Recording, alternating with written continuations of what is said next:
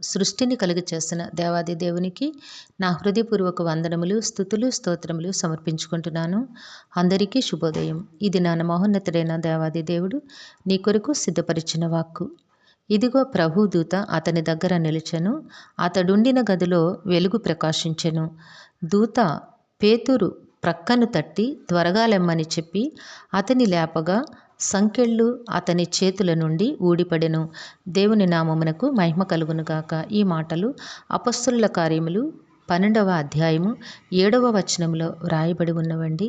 ప్రియమైన నేస్తమా, ఈ దినాన్న నీ దేవుడు నీకిస్తున్న వాక్కు నీ జీవితములో ఎంత ఉన్నతమైన ఆశీర్వాదములకు కారణమైన సంగతిని, అంటే నీవు ఈ మాటలను బట్టి నీ హృదయములో నీవు ఎంతో దేవుని పట్ల విశ్వాసమును, భక్తిని కలిగిన వానివై దేవుని నుంచి ఉన్నతమైన కార్యములను సాధించుటకు దేవుడు నీకిట్టి వాక్కును వినిపిస్తూ ఉన్నారు.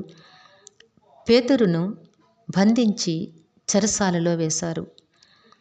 ఆయన లేవకుండా సంకెళ్ళు కట్టి అతనిని అక్కడ బంధించి ఉంచారు. అయితే సంఘము అత్యాసక్తితో ప్రార్థన చేస్తూ ఉన్నారు. అప్పుడు ప్రభువు దూత అతని దగ్గరికి వెళ్ళి నిలుచుందట. అతడుండిన గదిలో వెలుగు ప్రకాశించిందట. దేవుని దూత ఎప్పుడైతే లోనికి వెళ్ళిందో ఆ గదంతా కూడా చీకటి గది వెలుగుమయమయ్యింది. దూత పేతురు దగ్గరికి వెళ్ళి ఆ పేతురుని తట్టి త్వరగా లెగు అని చెప్పినప్పుడు అతడు లేచాడట. అతని దూత లేపిన వెంటనే సంకెళ్ళు అతని చేతుల నుంచి ఊడిపడెను. దేవుని నామమునకు మహిమ కలుగునుగాక. ప్రియమైన నేస్తమా, దేవుడు నీ కొరకు ఎంతటి ఉన్నత కార్యములనైనా చేయగలరు.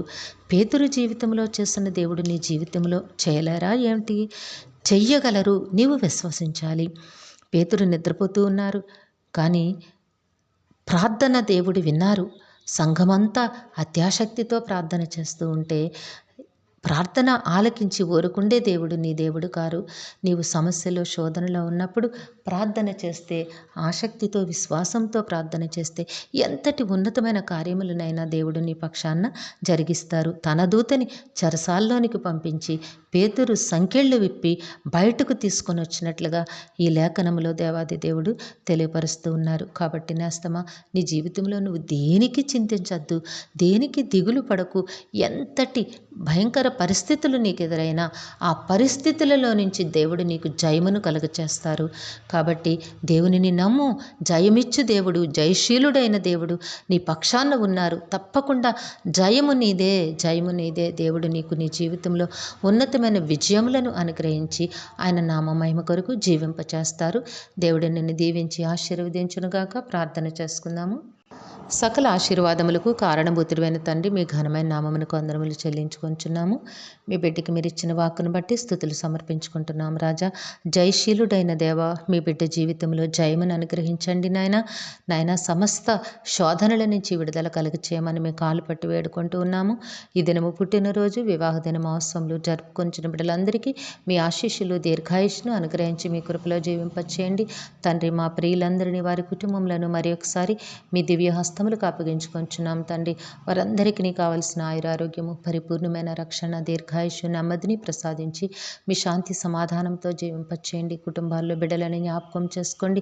సకాలంలో బిడ్డలకి నాయన చక్కని ఉద్యోగములు, వివాహములు, గర్భఫలములు ప్రసాదించండి. విద్యాభ్యాసంలో ఉన్న బిడ్డలకి ఉన్నతమైన విద్యను, భవిష్యత్తును ప్రసాదించండి.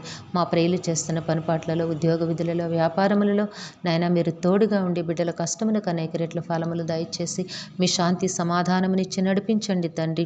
నాయన పేతురు జీవితంలో కార్యములు చేసిన దేవుడా, నాయన మీ బిడ్డ జీవితంలో నాయన మీరు గొప్ప కార్యములు చేయండి. అంతటికంటే ఉన్నతమైన అద్భుతమైన కార్యములను కూడా మీరు జరిగిస్తారని వాగ్దానం చేసిన దేవుడా, అది ఏ ఉన్నతమైన గొప్ప కార్యము తండ్రి. కనుక అట్టి కార్యములు మీ బిడ్డ జీవితంలో కూడా జరిగించి, కుటుంబంలో జరిగించి, మేలులతో హృదయాలు తృప్తిపరిచి కాపాడమని సమస్తమును మీ దివ్య హస్తములకు అప్పగించుకుంటూ ఈ ప్రార్థన మా రక్షకుడును మీ ప్రియకుమారుడైన యేసుక్రీస్తు వారి అతి శ్రేష్టమైన నామమున అడిగి వేడుకొనుచున్నాము తండ్రి.